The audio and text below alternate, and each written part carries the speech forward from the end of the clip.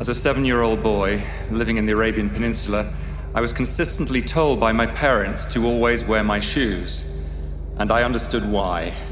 I knew that shoes would protect my feet against the many threats to be found in the desert, such as snakes, scorpions, and thorns. One morning after a night's camping in the desert, I wanted to go exploring, but I did not want to bother putting on my shoes. I rationalized that I was only going for a little wander, and I would stay close by the camp. I told myself that flip-flops were shoes, of a sort. And anyway, what could possibly happen? As I walked along the cool sand, in my flip-flops, I felt something like a thorn going into the arch of my foot. I looked down and saw, not a thorn, but a scorpion. The pain of the sting began to rise from my foot and up my leg.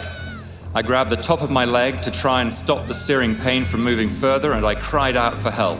My parents came running from the camp.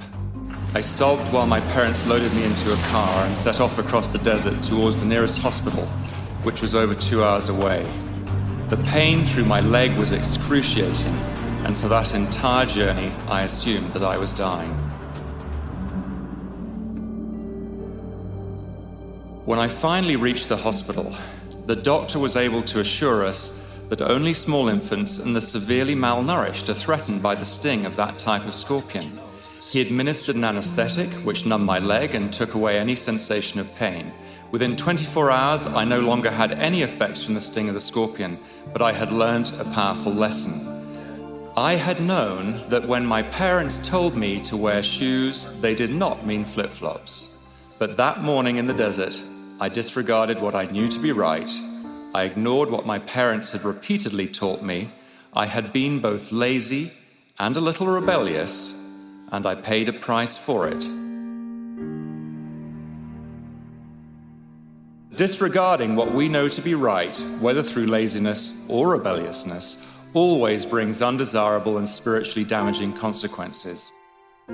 We find healing and relief only when we bring ourselves to the feet of the great physician, our Savior, Jesus Christ.